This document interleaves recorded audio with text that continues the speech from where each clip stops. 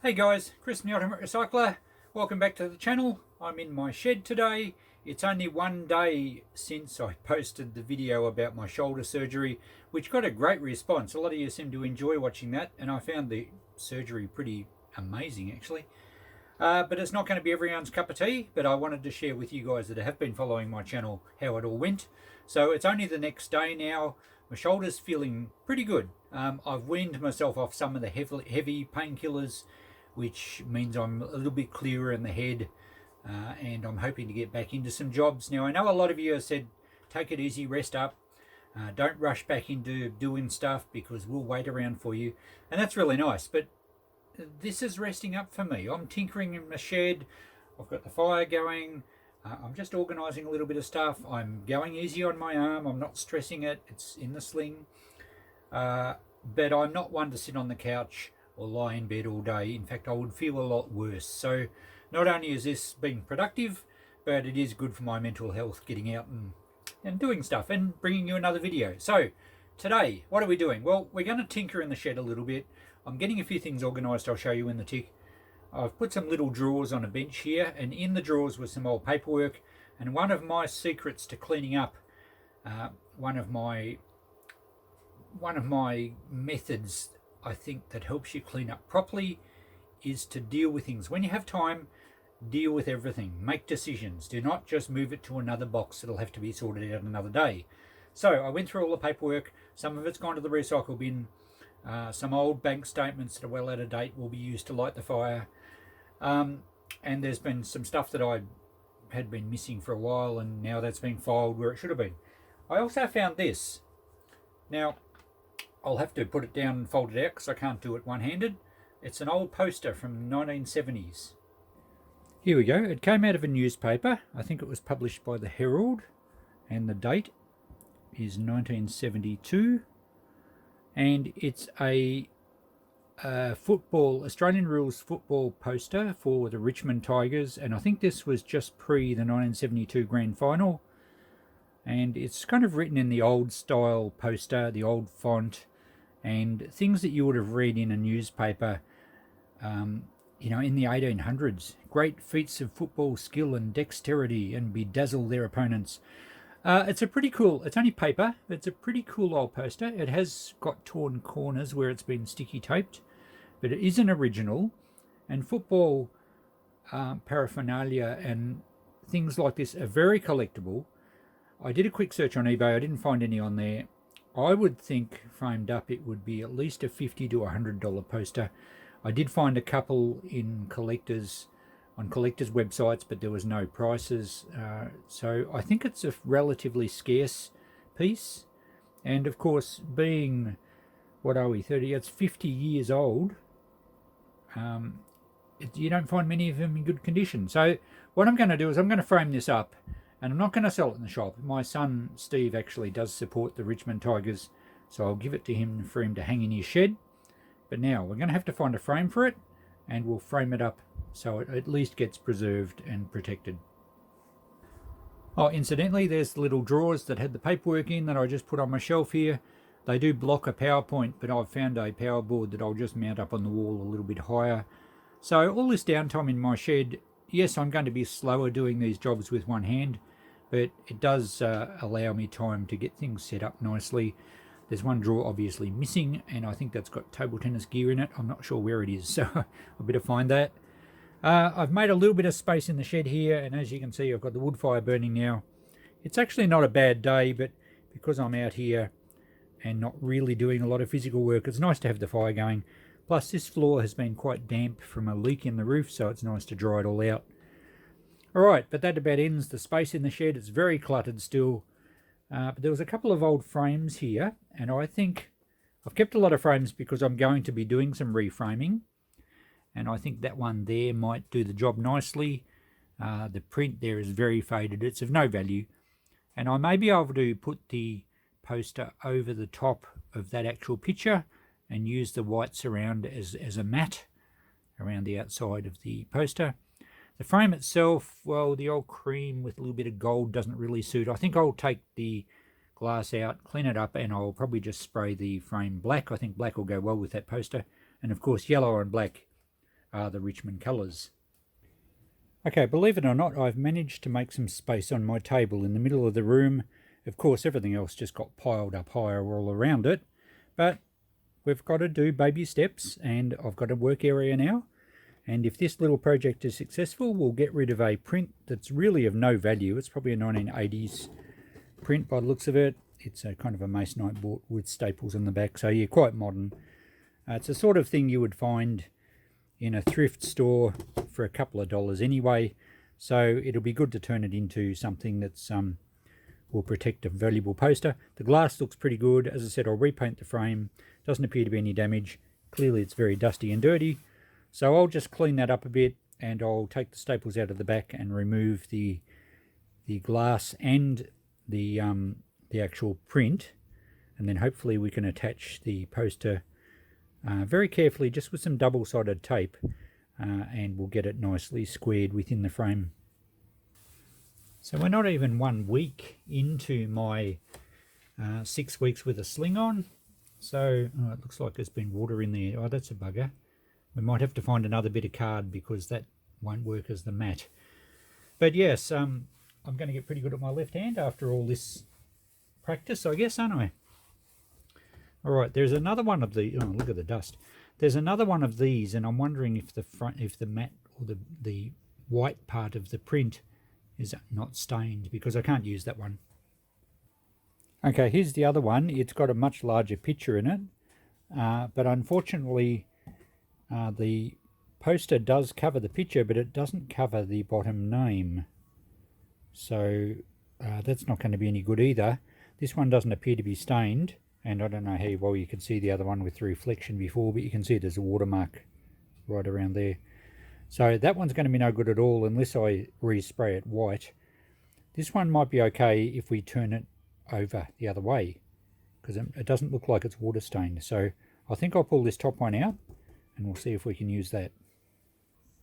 As typical with these 80s and 90s era prints, they're just put together quite cheaply. This had 2 staples one end, and these little diamond pieces, they're just basically pressed into the side of the frame. Now when you see these, don't try and bend them up. They're much easier to pull out, and we won't reuse those. We'll just use some nails. I'll show you a trick with little nails and a pair of pliers when we come to putting it back together.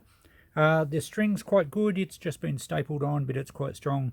The corners on this frame are all reinforced. They're not too bad, and the back is that masonite type board. There's a fainter stain at the bottom corner here, but I don't think it's come through to the white. So we can now pull it apart and just see, and get the glass out of it too, and clean the glass up, and then we can respray the frame, and hopefully the white on the print is going to be usable for us. Oh yes, I think this will work fine. The card is totally white on the back. There is a little staining in the corners, but most of that will be hidden behind the frame. Certainly that corner will be, and I don't think it matters if it has a little bit of age and a few little marks to it. The rest of it's all pretty good, so we will be able to center our poster. Hang on, I'll just reach across, whoops, one-handed and grab it.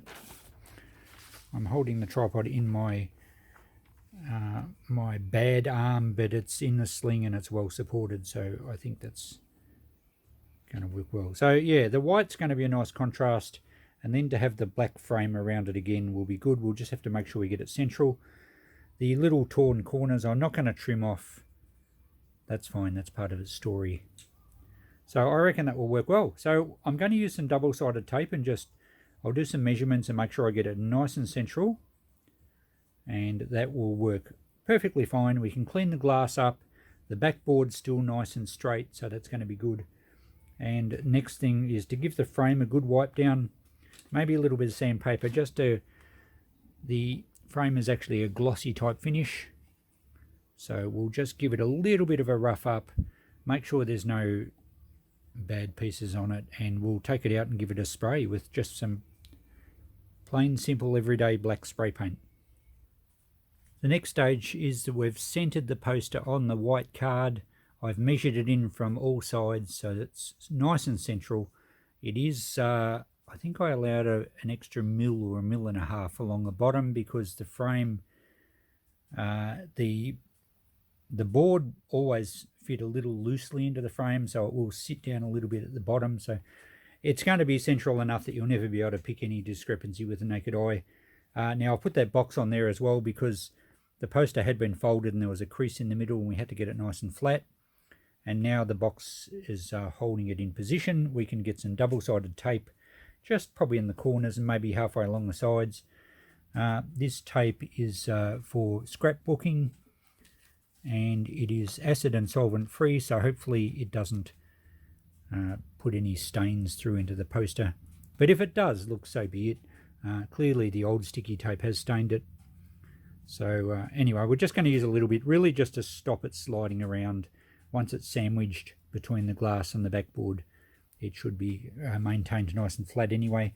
The box has a really nice flat bottom on it, and the items in it may or may not be future projects. They're just some of my many things in the shed that I have to fix or do something with. All right, we'll put a bit of tape on the corners now, perhaps maybe one bit down the sides, and then that is actually finished. We just need to clean the glass sheet up and paint the frame. Okay, I'm not going to lie, there are clearly some issues with working one-handed in the workshop and working left-handed when you're not left-handed. It's going to take a while to sand this back, so I've got a vise that I use all around the place. It's not bolted down, and at the moment it's essentially my right hand. So I just want to clean this up a little bit, get rid of some of the glossiness. There's some stains on it in a few areas. If I want a half decent paint job, I need to do a little bit of preparation. So we'll work at this for a while.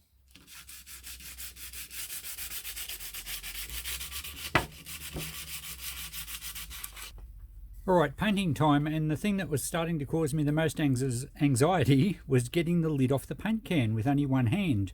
The old paint cans used to have a little notch where you could put a screwdriver and flick the lid off. But I've discovered the easiest way is with the use of an anvil. Worked beautifully, and Coco gets to play with something. So now let's go and spray.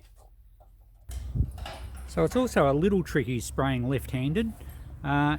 I found it a bit hard to control the spray. I was either flat out or nothing, so it's a little blotchy in places, and there's a couple of spots, I don't know if you can make it out there, where I'm not sure if the paint had mixed properly.